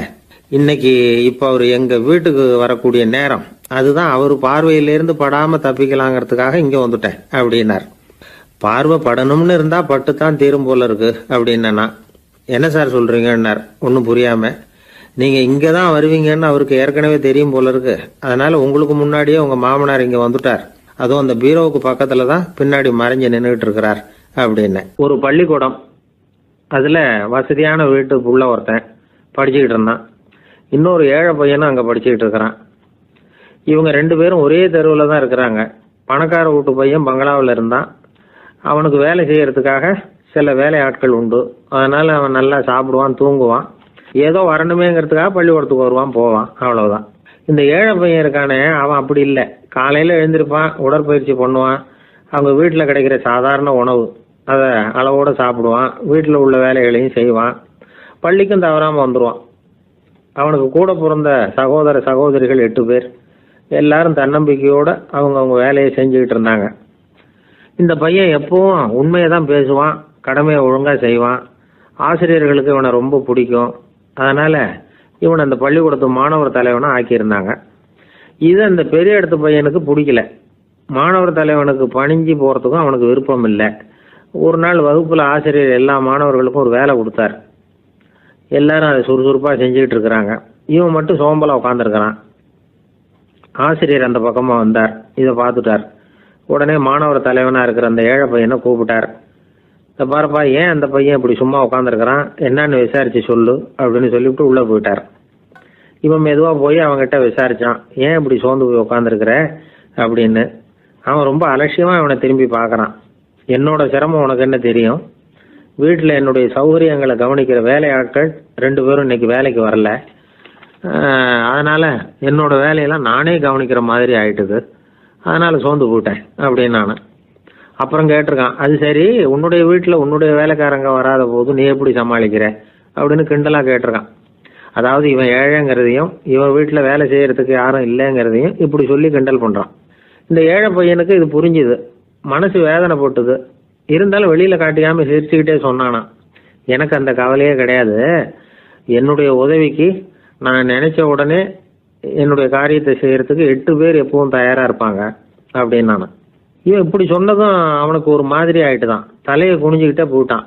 உள்ளே உட்காந்துருந்த ஆசிரியர் காதில் இது விழுந்தது. உடனே இந்த ஏழை பையனை உள்ளே கூப்பிட்டு போனார், கேட்டார், என்னப்பா அப்படி சொல்கிற? இவன் பொய் சொல்ல மாட்டாங்கிறது அவருக்கு தெரியும், அவனை சமாளிக்கிறதுக்காக இப்படி ஒரு பொய்யை சொல்லியிருப்பாங்கிறதையும் அவரால் ஏற்றுக்க முடியல.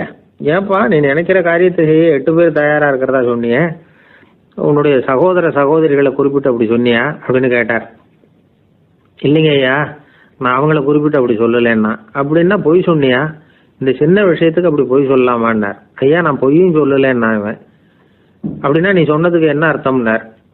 இப்போ அந்த பையன் சொல்கிறான், ஐயா நான் நினைக்கிறத செய்து முடிக்க என் கூட இருக்கிற அந்த 8 பேர் யாருன்னா 2 காலு 2 கை வாய் மூக்கு கண்ணு காது ஆக மொத்தம் 8. இவங்க தான் அந்த வேலை ஆட்கள். நான் சொல்கிறத செய்யறதுக்கு, நான் சொல்கிறத கேட்கறதுக்கும் செய்யறதுக்கும் அவங்க எப்பவும் தயாராக இருக்காங்க. அந்த அளவுக்கு என்னுடைய பயிற்சிகள் பழக்க வழக்கங்கள் மூலமாக அவங்கள நல்ல நிலைமையில் வச்சிருக்கிறேன் அப்படின்னா. இந்த கதையை சுவாமி சின்மயானந்தர் சொல்கிறது வழக்கம். இயற்கை நமக்கு கொடுத்துருக்கிற வேலையாட்கள் இந்த 8, இவங்களை நல்ல முறையில் வச்சிருந்து வேலை வாங்க வேண்டியது நம்முடைய கடமை. அந்த கடமையை ஒழுங்காக செஞ்சுக்கிட்டு வந்தால் வாழ்க்கையில் வெற்றி நிச்சயம், இல்லைன்னா குழப்பம்தான். புத்தி சரியா இல்லைன்னா இந்த வேலையாட்கள் நாம் சொல்கிறத கேட்க மாட்டாங்க. ஒருத்தன் குடி போதையில் தள்ளாடி தள்ளாடி போய் ஒரு மரத்தில் முட்டிக்கிட்டானான். தலையில் கட்டு போட்டுக்கிட்டு மறுநாள் வந்திருக்கான். ஏன்டா இப்படி பண்ணுறேன்னு கேட்டிருக்காங்க. நான் ஒதுங்கி போன்னு தான் சொன்னேன், அது கேட்கல அப்படின்றான். எது கேட்கல? உன்னோட காலா அப்படின்னு கேட்டிருக்காங்க. இல்லைங்க அந்த மரம் அப்படின்னு நானா. ஒருத்தர் குதிரை ரேஸுக்கு போனார், பணம் கட்டினார், தோற்று போயிட்டார். மறுபடியும் போனார், பணம் கட்டினார், தோற்று போனார். அடுத்த தடவையும் பணம் கட்ட போனப்போ அவரை தடுத்து கேட்டோம், ஏன் சார் ஏற்கனவே விட்டது போதாதா, இன்னமும் இருக்கிறத விடணுமா அப்படின்னு கேட்டோம். விட்டதையெல்லாம் மொத்தமாக எடுக்க வேணாமா சார், அதுக்காக தான் தொடர்ந்து பணம் கட்டுறேன்னார் அவர். இவரை திருத்துறது ரொம்ப கஷ்டம். இது ஒரு மனநோய். மனநோய்களில் பல வகை உண்டு. மனநோய்கள் பிரிவு அட்டவணையில் சூதாட்டம்ங்கிறது அவதியுறும் நோய் அப்படிங்கிற தலைப்பில் வருது. சூதாட்டம் 2 வகைப்படும்னு சொல்கிறாங்க உளவியல் நிபுணர்கள். ஒரு வகை எப்படின்னா நண்பர்களோடு சேர்ந்துக்கிட்டு மகிழ்ச்சியும் கிளர்ச்சியும் அடையிறதுக்காக ஈடுபடுறது, பிரச்சனைகளை தீர்க்கறதுல ஒரு ஆர்வம், கேளிக்கைக்காக கொஞ்சம் விட்டு பிடிக்கிறது அப்படிங்கிற மனுஷனுடைய அடி மனசில் உள்ள விபரீத பிணைய சுபாவம், இதெல்லாம் அதுக்கு காரணம். இன்னொரு வகை எப்படின்னா சூதாட்டத்தில் ஈடுபட்டு ஒரு கட்டாய நிலைமைக்கு ஆளாயிடுறது, ஈடுபடு அப்படின்னு மனசு ஒரு வெறித்தன்மையை தூண்டிக்கிட்டே இருக்கும். இப்படிப்பட்டவங்களுக்கு நாம் தோத்துக்கிட்டு இருக்கோங்கிறது தெரியும், நாம் ஜெயிக்கிறதுக்கான சந்தர்ப்பம் இல்லைங்கிறதும் தெரியும். இதனால் நமக்கும் கஷ்டம், நம்ம சுற்றி இருக்கிறவங்களுக்கும் கஷ்டங்கிறதும் புரியும். அப்படி இருந்தும் சூதாடுவாங்க. இதுக்கு காரணம் சூதாடியின் பகற்கனவு அப்படிங்கிறாங்க நிபுணர்கள். இந்த நிலைமைக்கு கட்டாய சூதாட்டம் அல்லது நிர்பந்த சூதாட்டம் அப்படின்னு பேர் வச்சிருக்கிறாங்க. இப்படிப்பட்ட ஆசாமி இருக்கிறது பூரா விட்டுருவான், கடன் வாங்குவான், திருடுவான். இருந்தாலும் என்னைக்காவது ஒரு நாள் ஜெயிச்சிருவேன் அப்படின்னு சொல்லிக்கிட்டே இருப்பான். விட்டதை எடுத்துருவேங்கிற ஒரு நம்பிக்கை சுடர் அவனுக்குள்ளே எரிஞ்சுக்கிட்டே இருக்கும். இவனை மனநோயாளி அப்படின்னு சொல்லிட முடியாதான். என்ன காரணம்னா இது மாதிரி ஆளுங்க கிட்ட மன போராட்டமோ கவலையோ பதட்டமோ இருக்கிறது இல்லை. சில விசேஷமான குணங்கள் இவங்க கிட்ட உண்டு. எதிர்ப்பு உணர்ச்சி, சிறுபிள்ளைத்தனம், சட்ட திட்டங்களையும் சம்பிரதாயங்களையும் உட தெரியாத மனப்போக்கு, பொறுப்பில்லாத தன்மை, நெறி தவறி நடக்கிறது எல்லாம் இவங்ககிட்ட உண்டு. ஆனால் வெளிப்பார்வைக்கு ரொம்ப சிநேகமாக இருப்பாங்க, அன்பாக இருப்பாங்க, அப்படி இருக்கிறதாக காட்டிக்குவாங்க. ஆதாயம், சுயலாபம் இதெல்லாம் கருதி தான் பழகுவாங்க. இவங்க கேட்குறப்ப நாம் பணம் கொடுக்கலன்னு வச்சுக்கோங்க, நம்மளை கை விட்டுருவாங்க. நம்ம மேலே அபாண்டமாக பழி சுமத்துறது கூட தயங்க மாட்டாங்க. தங்களுடைய சூதாட்ட நடவடிக்கைகளுக்கு சாதகமான காரணங்களை சொல்லிகிட்டு இருப்பாங்க. நீ வேணும்னா பாரு, ஒரே நாளில் நான் இழந்ததையெல்லாம் மீட்டு லட்சாதிபதி ஆறனா இல்லையா பாரு அப்படிம்பாங்க. தோற்று போகிறத ஒரு படிப்பினையாக இவங்க எடுத்துக்கிறதே இல்லை. தோற்று போகிறதுலேயே இவங்களுக்கு ஒரு அலாதியான சுகம். தனக்குத்தானே துன்பத்தை வரவழைச்சிக்கிட்டு இன்பம் அடையிறதுக்கு தன்வதை சுகம் அப்படின்னு பேர். இவங்கெல்லாம் அந்த ரகம். சில பேர் எப்படி தெரியுமா, மந்திர எண்ணங்களை வரவழைச்சிக்கிறது, சூதாடுறதுக்காக ஆஃபீஸில் கையாடல் பண்ணுறது, அடுத்தவங்க கிட்ட இருந்து திருடுறது. இந்த மந்திர எண்ணம் தீவிரமாச்சுன்னா ஒரு மாதிரியாக பேச ஆரம்பிச்சிருவாங்க. தோல்வி தான் சார் வெற்றிக்கு முதல் படியும்பாங்க. தன்னால் வந்து பகடக்காய்களையும் குதிரை ஓட்டிகளையும், அதாவது இந்த ஜாக்கிகள், அதெல்லாம் கட்டுப்படுத்த முடியுங்கிற பித்து நிலைக்கு இவங்கெல்லாம் தள்ளப்பட்டுருவாங்க. சில சூதாடிகள் வந்து ஆராய்ச்சி பார்த்ததில் என்ன தெரிய வந்தது தெரியுமா? அவங்கெல்லாம் குழந்தை பருவத்தில் அன்புக்காக ஏங்கினவங்களாம், புறக்கணிக்கப்பட்டவங்களாம், உதவிகளை பெற முடியாதவங்க, இப்படிலாம் இருந்திருக்கிறாங்க. இவங்க வளர வளர மற்றவங்க சௌகரியம் பற்றி அக்கறை இல்லாதவங்களாக ஆயிடுறாங்க. அதிர்ஷ்ட தேவதை தன்னோடு இருக்கிறாங்க அப்படிங்கிற அசையாத நம்பிக்கை இவங்களுக்கு. இவங்களை வந்து திருத்துறது ரொம்ப கஷ்டம். அதனால் பந்தயம், சூதாட்டம் இது மாதிரியான விஷயங்களை விட்டு விலகியே இருக்கிறது தான் நமக்கு நல்லது.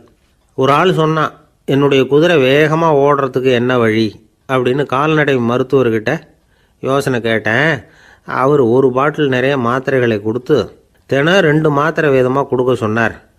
முதல் நாள் 2 மாத்திரையை கொடுத்துட்டு அது மேலே ஏறி உட்கார்றதுக்கு போனேன். அவ்வளவுதான். அதுக்குள்ளே அது அம்பு மாதிரி பாஞ்சு ஓடி போச்சு. நான் இன்னும் உட்காரவே இல்லை, அதுக்குள்ளே பாஞ்சு ஓடி போச்சு அப்படின்னா. அடடா, அப்புறம் நீங்கள் என்ன பண்ணீங்க அப்படின்னு கேட்டாங்க. என்ன பண்ணுறது, மீதி மாத்திரை பூராவே நான் முழுங்கி விட்டு அதுக்கப்புறம் துரத்தி பிடிச்சி அது மேலே ஏறி உட்காந்தேன் அப்படின்னா அவன். பொங்கல் திருநாள்னா இது ஏதோ அறுவடை திருநாள் அப்படின்னு சொல்லுவோம். அதாவது வருஷம் பூரா நாம் பாடுபட்டு அதனுடைய பலனை அனுபவிக்கிற நாள் அப்படிங்கிறது நாம் சொல்லிகிட்டு இருக்கிறது. இது முக்கியமாக இது வந்து ஒரு நன்றி அறிவிப்பு நாள் அப்படின்னு சொல்லுவாங்க. இன்றைக்கி வந்து நிறைய நன்றி அறிவிப்பு கூட்டம்லாம் நடந்துக்கிட்டு இருக்குல்ல, அது மாதிரி விவசாயிகள் நடத்துகிற ஒரு நன்றி அறிவிப்பு விழா இது. யாருக்கு நன்றி சொல்கிறாங்கன்னா ஆதவனுக்கு. அதாவது சூரியன் இல்லைன்னா விவசாயம் இல்லை. அதனால் ஆதவனுக்கு நன்றி செலுத்துகிற நாளாக இந்த பொங்கல் திருநாளை நாம் கொண்டாடுறோம். அதாவது இந்த பொங்கலில் வந்து விவசாயிகள்கிட்டேருந்து நிறைய பண்புகளை நாம் தெரிஞ்சுக்க வேண்டிய நாள் இது. விவசாயிகள் வந்து அவங்க விவசாயம் முன்னேறி இருக்கிற அளவுக்கு விவசாயிகளுடைய வாழ்க்கை தரம் முன்னேறலை. அந்த அளவுக்கு அவர்கள் வந்து நாட்டுக்காக உழைச்சிக்கிட்டு இருக்கிறாங்க. அந்த காலத்திலே அதை பற்றி ஒரு கதை சொல்கிறது உண்டு. ஒரு வயசான ஆள் நிலத்தில் ஏறு உழுதுகிட்டு இருந்தாராம். கிழிஞ்சு போன ஒரு சின்ன துண்டை தான் இடுப்பில் கட்டியிருந்தாராம். தலையில் ஒரு கந்தலை சுற்றி இருந்தார். உடம்பு பூரா சேரு, ரொம்ப ஏழை. ஏறு ஓட்டிகிட்டு இருக்கிறவர் வேறு எப்படி இருப்பார்? இருந்தாலும் அந்த ஆள் ரொம்ப ஜாலியாக பாட்டு பாடிக்கிட்டே ஏறு உழுதுகிட்டு இருந்தாராம். உடம்புல தான் அவர் ஏழையை தவிர மனசில் ஒரு ஏழையாக தெரியல. அந்த சமயத்தில் அந்த நாட்டு ராஜா அந்த பக்கமாக குதிரை மேலே வந்தாராம். வேட்டைக்கு போயிட்டு பரிவாரங்களோடு திரும்பி வந்துக்கிட்டு இருக்கிறார். ரொம்ப செல்வ செழிப்பில் இருக்கிற ராஜா அவர் இந்த வயசான விவசாயியை பார்த்துருக்கார். இந்த ஆள் ரொம்பவும் ஏழைங்கிறது அவர் பார்த்தாவே பளிச்சுன்னு தெரியுது. கட்டிக்கிறதுக்கு நல்ல துணி இல்லை, உடம்போ இழைச்சி போயிருக்குது, வயிறு முதுகில் போய் ஒட்டிக்கிட்டு இருக்கு, கண்ணு குழி விழுந்து போயிருக்குது. ஆனாலும் முகத்தை பார்த்தா சந்தோஷமாக இருக்கிற மாதிரி இருக்குது. இவ்வளோ உற்சாகமாக பாடிக்கிட்டு இருக்கிறாரே அப்படின்னு ஆச்சரியமாக நினச்சி பார்த்தார் அந்த ராஜா. சரி, அவர்கிட்ட கொஞ்சம் பேச்சு கொடுத்து பார்க்கலாம் அப்படின்னு முடிவு பண்ணார். ஐயா பெரியவரே, இப்படி கொஞ்சம் வர முடியுமான்னாராம். பொழுது போகிறதுக்குள்ளே நான் இந்த வயல் பூரா உழவு ஓட்டி ஆகணும், அதனால் பேசுகிறதுக்கு நேரம் இல்லை அப்படின்னாராம் அந்த பெரியவர். என்ன அவ்வளவு அவசரமாக? மீதி இருந்தால் நாளைக்கு உழுதக்கூடாதா? அது சரி, உனக்கு எத்தனை ஏக்கர் நிலம் இருக்குது அப்படின்னு விசாரிச்சிருக்கார் ராஜா. எனக்குன்னு சொந்தமாக உள்ளங்கை அளவு கூட நிலம் கிடையாது. இது எங்கள் முதலாளியோட நிலம். இதை பூராவும் உழுது முடித்தாதான் அவர் கூலி கொடுப்பார். நான் கூலிக்கு உழுதுகிட்டு இருக்கிறேன். உங்ககிட்ட பேசிக்கிட்டு இருந்தால் அவருக்கு துரோகம் பண்ணது மாதிரி ஆகிடும் அப்படின்னாராம். ராஜா குதிரையை விட்டு கீழே இறங்கினார். வரப்பில் நடந்து அந்த பெரியவர்கிட்டே போனாராம். சரி, ஒரு நாள் பூரா உழுதா உனக்கு எவ்வளவு கூலின்னு கேட்டிருக்கார். 8 அணா கூலி கிடைக்கும்னாராம் அவர். இது ரொம்ப காலத்துக்கு முன்னாடி நடந்த ஒரு சம்பவங்கிறதுனால அப்போ 8 அணா கூலிங்கிறது ரொம்ப பெருசு. இருந்தாலும் அதுவும் அந்த ராஜாவுக்கு பெரிய கூலியாக தெரியல. இவ்வளவு தானா, இதை வச்சுக்கிட்டு நீ எப்படி காலம் தள்ளுற அப்படின்னாராம். ஒன்றும் கவலை இல்லை அப்படின்னாராம் அவர். ராஜாவுக்கு ரொம்ப ஆச்சரியமாக போச்சு. 8 அணா கூலி வாங்குகிற இந்த ஆள் கவலை இல்லாமல் இருக்கிறார், ஏராளமான வசதியோடு இருக்கிறன்னா கவலை இல்லாமல் வாழ முடியலையே அப்படின்னு நினச்சி பார்த்துருக்கார். அது சரி, 8 அணாவில் எப்படி குடும்பம் நடத்துகிற அப்படின்னு கேட்டாராம். எனக்கு கிடைக்கிற 8 அணாவில் 2 அணா குடும்பத்துக்கு செலவழிக்கிறேன், 2 அணா பழைய கடனுக்கு கொடுக்குறேன், 2 அணா வந்து தர்மம் செய்கிறேன், 2 அணா வட்டிக்கு கொடுக்குறேன், ஒரு குறையும் இல்லைன்னாராம். ராஜாவுக்கு ஒன்றும் புரியல. எனக்கு ஒன்றும் புரியலேன்னு இருக்கார். ஐயா, எனக்கும் என் மனைவிக்கும் 2 அணா செலவாகுது. வயசான அம்மா அப்பா இருக்கிறாங்க, சின்ன வயசில் என்னை காப்பாற்றினவங்க அவங்க. அந்த கடனுக்கு 2 அணா செலவாகுது, அது பழைய கடன். என் தங்கச்சி ஒருத்தி ஆதரவு இல்லாத நிலைமையில் தன்னுடைய மகனோட என் வீட்டில் வந்துருக்கிறா. அவளுக்கும் அவள் மகனுக்கும் 2 அணா செலவு பண்ணுறேன், அது தர்மம். எனக்கு 2 பிள்ளைங்க இருக்கிறாங்க, அவங்களுக்கு 2 செலவு பண்ணுறேன், அது வட்டிக்கு கொடுக்கறது மாதிரி. பிற்காலத்தில் அவங்க எங்களை காப்பாற்றுவாங்க. அந்த வகையில் நான் திருப்தியோடு வாழ்ந்துக்கிட்டு இருக்கிறேன் அப்படின்னாராம். ராஜாவுக்கு அர்த்தம் புரிய ஆரம்பிச்சுதான். அந்த பெரிய நிலத்தை விலை கொடுத்து வாங்கி அந்த பெரியவருக்கே தானமாக கொடுத்துட்டாராம். இப்போ உழுதவருக்கே நிலம் சொந்தமாயிட்டுது. அன்னையிலேருந்து அரசனுக்கும் ஆறுதல் கிடைச்சிதான். இப்படி ஒரு கதை சொல்லுவாங்க. 8 வருமானத்தை வச்சுக்கிட்டு எப்படி காலத்தை தள்ளுறதுன்னு சொல்கிறதுக்காக இந்த கதையை சொல்கிறதாக யாரும் தப்பாக நினச்சிக்கக்கூடாது. கிடைக்கிறத எப்படி பங்கு போடுறார், எப்படி திருப்தியாக வாழறார் அப்படிங்கிறது தான் முக்கியம். அது மாதிரி இன்றைக்கு இந்த பொங்கல் திருநாளில் உழவர்கள் மனசு மகிழ்ச்சியாக இருந்ததுன்னா அது எல்லாரும் மகிழ்ச்சியாக இருக்கிறது மாதிரி அர்த்தம். அதனால் அவர்கள்ட்டேருந்து நாம் பாடம் கற்றுக்கணும். சில உழவர்கள் தங்கள் நிலத்தில் விளையிறத தாங்கள் சாப்பிட மாட்டாங்க. அடுத்தவங்கள்ட்ட விற்றுட்டு சந்தையில் போய் வேறு அரிசி வாங்கிட்டு வந்து தான் இவங்க சாப்பிடுவாங்க. அப்படிப்பட்ட விவசாயிகள்லாம் இது உண்டு. பங்கிடுகிற பண்பை உழவர்கள்ட்டேருந்து கற்றுக்கொள்ளுங்கள் அப்படிம்பாங்க. ஒரு ஆள் நிம்மதியாக மகிழ்ச்சியாக இருந்தானா, உங்கள் நிம்மதிக்கும் மகிழ்ச்சிக்கும் என்ன காரணம்னு கேட்டிருக்கார் இன்னொருத்தர். என்கிட்ட இருந்தது பூராவையும் என் பிள்ளைங்களுக்கு சமமாக பங்கு போட்டு கொடுத்துட்டேன், எனக்குன்னு எதுவுமே வச்சுக்கல, அதுதான் நிம்மதிக்கு காரணம்ன்றிருக்கான். உங்ககிட்ட இருந்தது எவ்வளவு இருந்தது அப்படின்னு கேட்டிருக்காரு அவர். மொத்தமாக ஒரு 50,000 ரூபா இருக்கும் அப்படின்னு இருக்கான். அவ்வளவும் பணமாகவே இருந்ததா அப்படின்னு கேட்டிருக்காங்க இவங்க. இல்லைங்க, அவ்வளவும் கடன், அதை தான் பிரித்து கொடுத்துருக்கேன் பிள்ளைங்க கிட்ட அப்படின்னு நானும். அவன் அந்த மரத்தின் உச்சியில் ஒரு பறவை கூடு, ஏதோ ஒரு பறவை கூடு கட்டியிருந்தது. அது என்ன பறவைன்னா ராஜாளி. ஒரு குரங்கு அந்த மரத்து கிளையில தாவி தாவி குதிச்சுக்கிட்டு இருந்தது. அப்போ இந்த கூட்டில் இருந்த முட்டை அது கண்ணில் போட்டுவிட்டுது. அதுக்கப்புறம் அது சும்மா இருக்குமா, விளையாட்டா ஒரு முட்டையை எடுத்தது, மரத்தை விட்டு கீழே இறங்குச்சு. கீழே ஒரு குப்பை மேட்டில் ஒரு கோழி சில முட்டைகளை அது பாட்டுக்கு இட்டு வச்சிருந்தது. குரங்கு தன் கையில் இருந்த ராஜாளி பறவையோட முட்டையை அந்த கோழி முட்டைகளோட சேர்த்து போட்டுட்டு போயிட்டுது. கோழி வந்தது, பார்த்தது, அதுக்கு ஒன்றும் வித்தியாசம் புரியல. தன்னுடைய முட்டைகளோட சேர்த்து அந்த ராஜாளி முட்டையையும் சேர்த்து அடைகாத்துது. கொஞ்ச நாள்ல குஞ்சுகள்லாம் பொரிச்சுது, எல்லாம் முட்டை விட்டு வெளியில வந்தது. ராஜாளி பறவையோட குஞ்சு அந்த கோழி குஞ்சுகளோடவே சேர்ந்து வளர்ந்தது. மற்ற கோழி குஞ்சுகள் போலவே இதுவும் குப்பையை கிளறிச்சு புழு பூச்சிகளை சாப்பிட்டுது. காக்கைகள் தாக்கிறதுக்கு வந்ததுன்னா மற்ற கோழி குஞ்சுகள் மாதிரியே இதுவும் பயந்து போய் தாய் கோழியின் சிறகுகளுக்கு உள்ள ஒளிஞ்சிக்கும். இப்படியே கொஞ்ச காலம் போச்சு. குஞ்சுகள்லாம் வளர்ந்து பெருசாயிட்டுது. சிலது சேவல்களாச்சு, சிலது கோழிகளாச்சு. அந்த ஒண்ணு மட்டும் ராஜாளி ஆச்சு. ஆனா ஒரு விஷயம், தான் ஒரு ராஜாளிங்கிறது அந்த பறவைக்கு தெரியாது. தன்னையும் ஒரு கோழின்னே அது நினைச்சுக்கிட்டு இருக்கு. அப்படி நினைச்சுக்கிட்டு குப்பை மேட்டை கிளறிக்கிட்டு இருக்கு. ஒரு நாள் சாயந்தர நேரம் இந்த ராஜாளி பறவை கீழே அது பாட்டுக்கு வழக்கம் போல குப்பையை கிளறிக்கிட்டு இருக்குது. அப்போ அண்ணாந்து பாக்குது. வானத்துல உயரத்துல கூட்டமா ராஜாளி பறவைகள் உல்லாசமா வட்டம் அடிச்சு பறந்துகிட்டு இருக்கு. அதே இது பாக்குது. இதுக்கு மனசுக்குள்ள ஏக்கமா போச்சான். அப்போ இதுக்கு ஆண்டவன் பேர்ல கோபம் வந்துதான். ஆண்டவனுக்கு என் பேர்ல ஏன் இந்த ஓர வஞ்சனை, என்னையும் ஒரு ராஜாளியா படைச்சிருந்தா நானும் கூட இந்நேரம் ஆகாயத்துல உல்லாசமா பறந்துகிட்டு இருப்பேனே அப்படின்னு நினைச்சு வருத்தப்பட்டுதான். இது வேடிக்கையா இருக்குல்ல. ஒரு வகையில பார்த்தா நாம கூட இந்த ராஜாளி பறவை மாதிரி தான் வாழ்ந்துகிட்டு இருக்கோம் அப்படிங்கிறார் ஒரு உளவியல் நிபுணர். நம்மால எவ்வளவு வேலை செய்ய முடியும் அப்படின்னு நாம நினைச்சுக்கிட்டு இருக்கிறோமோ அதை விட பல மடங்கு நம்மால வேலை செய்ய முடியுமா, பல மடங்கு வேகமாகவும் வேலை செய்ய முடியும் அப்படிங்கிறார் அவர். நம்முடைய முழுமையான பலம் என்னங்கிறது நமக்கே தெரியறதில்ல, அதுதான் கஷ்டம். நம்முடைய பலம் தெரியாததுனாலதான் நாம எதுக்கு எடுத்தாலும் பயந்துகிட்டு இருக்கிறோம். ஒரு ஆள் இருந்தான். அவனுக்கு எப்படின்னா கோழியை கண்டா பயப்படுவான். ஏன் கோழியை கண்டா பயம்னா, அவனுக்கு மனசுக்குள்ள தான் ஒரு புழுன்னு நினைப்பு. தன்னை ஒரு புழுவா நினைக்கும் பொழுது, புழுன்னா கோழி கொத்தும்ல, அதனால கோழியை கண்டு பயப்பட ஆரம்பிச்சிட்டான்.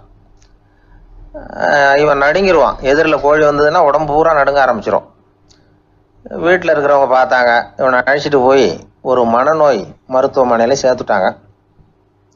அங்கே உள்ள டாக்டர் இவருக்கு சிகிச்சையெல்லாம் கொடுத்தார். ஒரு வாரம் இவனை தங்க வச்சு வேண்டிய சிகிச்சையெல்லாம் கொடுத்து மன ரீதியாக அவனை மாற்றி, சரி இனிமேல் நீ வீட்டுக்கு போகலாம்னு சொல்லி அனுப்பி வச்சார்.